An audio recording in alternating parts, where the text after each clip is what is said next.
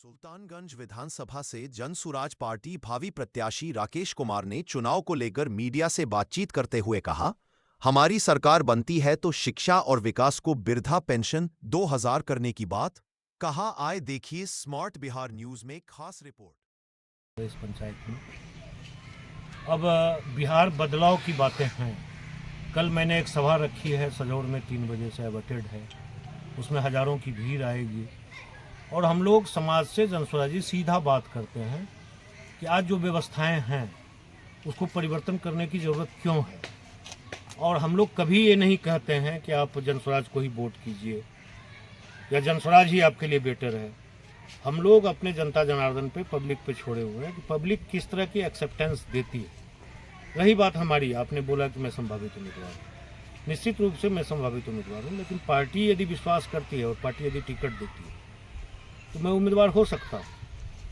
लेकिन जो व्यवस्थाएं हैं विगत 35 साल से, उसमें 5 साल का कार्यकाल हम लोग इसलिए निकाल देते हैं कि नीतीश जी का 2005 से 2010 का जो काल था वो गोल्डन काल था और उसमें निश्चित रूप से बिहार में विकास की बातें हुई थी। तो जो रेस्ट लालू जी के 15 साल का और नीतीश जी के 20 साल की बातें हैं, तो इसको हम लोग कंक्लूड करते हैं और तभी हम लोग ये बोलते हैं कि 30 साल से जो बिहार में ये अराजकता फैली हुई है, लोगों के साथ जो नाइंसाफ़ी हो रहा है, तो उसके लिए आप कैसे वोट करें। हम लोग समाज में ये मैसेज पहुंचाने का प्रयास कर रहे हैं। जनसुराज ये कभी नहीं कहती है कि आप हमको वोट दे दें। अब जनता किस तरह से जनसुराज को एक्सेप्ट करती है वो जनता के ऊपर निर्भर करता है। जनसुराज का जो 5 विज़न है, तो क्या लगता है अगर जनसुराज की सत्ता आती है तो क्या ये 5 विज़नों पर काम होगा? निश्चित तौर पे जो आप हमारे 5 विज़न में पलायन है सबसे प्रमुख मुद्दा। तो पलायन की जब हम लोग बात करते हैं तो हम लोग अपने समाज में ये बात करते हैं कि पलायन क्यों हो रही है। तो इस पर बहुत विस्तृत बात करने की ज़रूरत है। चूँकि आप इंटरव्यू ले रहे हैं तो हम चाहते हैं कि इसको छोटे से शब्द में आपके साथ रख दें। तो हमारी पूंजी और बुद्धि के पलायन होने की वजह से जो आप गांव में देखते हैं कि अमुक बाबू का लड़का गुजरात चला गया, वो दिल्ली चला गया, तो कहीं ना कहीं हमारे पूंजी और बुद्धि का भी पलायन हुआ है। तो जिस दिन हम लोग पूंजी और बुद्धि का पलायन रोक देंगे, स्वतः हमारे यहाँ से पलायन रुक जाएगी। और हमारे प्रणेता तो दबाव दे के बोलते हैं कि जाइए घर में अपने बच्चे को बता दीजिए कि आने वाले कार्तिक और अघन में जो छठ पूजा है उसमें जो हमारे बच्चे या हमारे बुजुर्ग लौट के आएंगे, जो हड्डी गला रहे हैं कई फैक्ट्रियों में, वो जो लौट के आएंगे तो उसे हम लोग, हमारी जनसुराज ये कोशिश करेगी कि वो लौट के 10-15 हज़ार के लिए बाहर नहीं जाए। तो उसके लिए हम लोगों का मुख्य है कि हम लोग पूंजी और बुद्धि के पलायन को रोकें ताकि हमारा पलायन स्वतः रुक जाए। देखिए, फैक्ट्रियाँ एक माध्यम हो सकता है पलायन रोकने के लिए, लेकिन फैक्ट्रियाँ एकमात्र साधन ही पलायन रोकने के लिए नहीं है। जिस दिन हमारी पूंजी और बुद्धि की पलायन रुक जाएगी, स्वतः हमारे बच्चे, हमारे बुजुर्ग, हमारे नौजवान का पलायन बंद हो जाएगा और वो यहाँ आराम से 10 से 15 हज़ार रुपया कमा सकता है।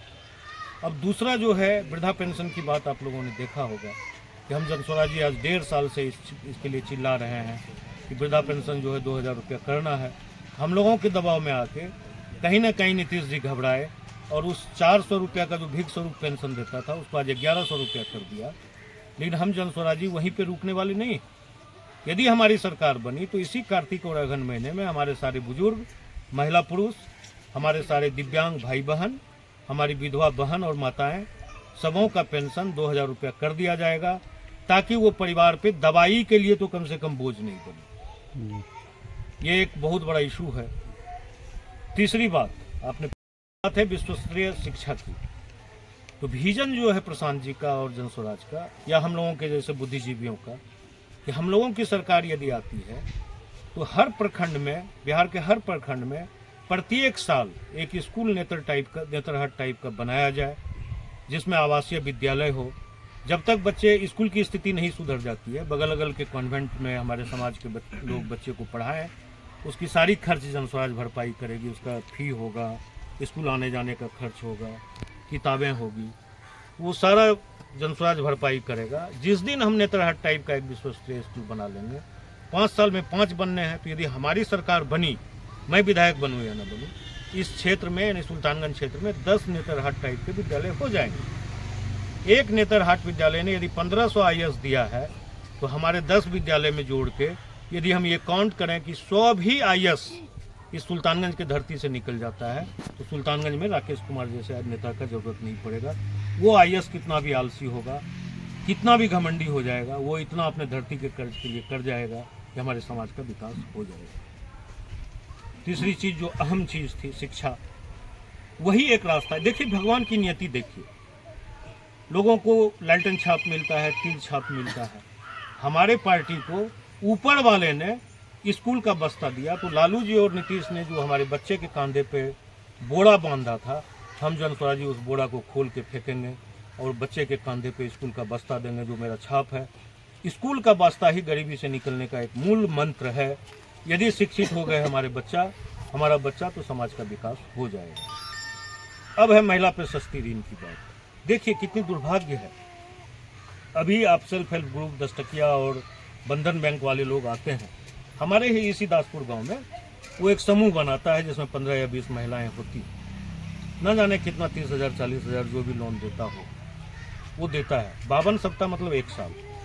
1 साल के लिए वो हमारी माताएं परेशान हो जाती है, हमारी बहनें परेशान हो जाती है। इस सप्ताह वो दे के गया, दूसरे सप्ताह में वो सोमवार हो, मंगल हो से इतवार तक जो भी दिन हो वो आएगा, आके हमारे जो माता बहनों ने लोन लिया है उसको कहता है कि आपका ये मतलब सप्ताह इतना होता है। यदि गलती से किसी दिन हमारे माता बहन के पास पैसा नहीं है तो उसी समूह से, उसी हमारे माता बहन के समूह से हमारी जिस बहन के पास पैसा नहीं है उसको बेइज्जत कराया जाता है। ये कितनी शर्मनाक स्थिति है। उसके लिए हम लोग जनस्वराज का परिकल्पना है कि हम अपने महिलाओं को 5 लाख तक का लोन 4% के दर पे देंगे, और वो 4% जब साल लगेगा तो बैंक फ़ोन करेगी कि आपका जो है इतना इंटरेस्ट हो गया। वो तंग करने नहीं आएगा। यदि 3 महीने तक नहीं दिया तो उसको मूलधन में जोड़ दिया जाएगा। लेकिन ये मैं एक जनस्वराज के मंच से बोल रहा हूँ, मैं अपने समाज से ये वादा करता हूँ, बैंक कभी भी वो इस लोन के लिए हमारे समाज को आके परेशान नहीं करेगा। और महिलाएं तो सजग है, यदि वो 1 लाख रुपया दुकान खोलने के लिए लेती हैं वो दुकान ही खोलेंगे। लेकिन हम पुरुषों का लाचारी है कि घर में यदि पैसा आ गया लाख रुपया तो हम अपने माँ से, बहन से, भाभी से, पत्नी से ये कहते हैं कि भाई हमको दे दो कुछ 1,000 रुपया, गुहाल चूड़ा है उसको छड़वा लें, हम तुमको लौटा देंगे। लेकिन परिस्थितियाँ ऐसी है, हमारे यहाँ की आय इतनी कम है कि हम लोग उसको नहीं लौटा पाते हैं। इसलिए एक सस्ती 4% ऋण की व्यवस्था की गई है।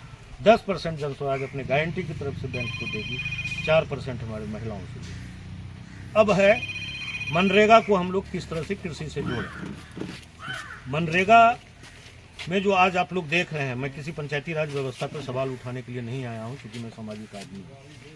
जो हमारे लोग यहाँ हैं श्रमिक, वो देखते होंगे कि बैंक से पैसा निकाल के आए, बाहर में लोग खड़े हैं, इतना तुम्हारा हुआ, इतना हमको तुम दे दो। इस चीज़ से मुक्ति दिलाने के लिए और 200 दिन की रोजगार की गारंटी मजदूरों को मिल जाए, इसके लिए हम लोग खेती को मनरेगा से जोड़ेंगे ताकि मजदूरों को 200 दिन का रोजगार मिल जाए और हमारे किसानों को लेबर मिल जाए।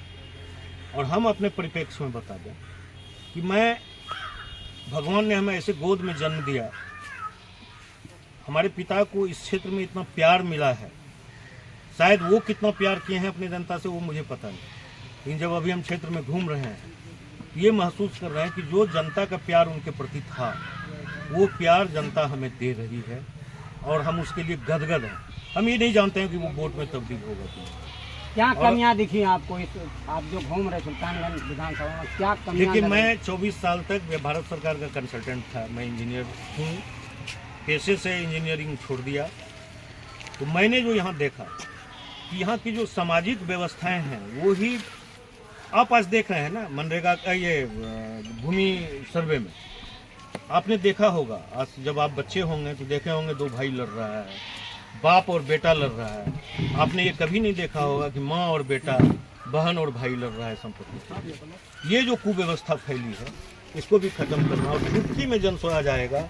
जनस्वराज के पास ऐसा मंत्र है, जमीन विवाद 90 दिन के अंदर समाप्त कर दिया जाएगा। ये हम लोगों का प्रथम लक्ष्य है। दूसरा है सजौर में हमारे यहाँ ही के एक मंत्री हुआ करते थे, अश्विनी चौबे स्वास्थ्य मंत्री हुआ करते थे। हमारे सजौर में एक हॉस्पिटल है, उसके पास काफ़ी ज़मीन है। उसको क्या किया, इन लोगों ने फक्की वाले अस्पताल में बदल दिया जहाँ की 24 घंटा डॉक्टर होते थे। आज की परिस्थिति क्या है, वो बंद रहता है, गाय और बकरियाँ उसमें बैठती है।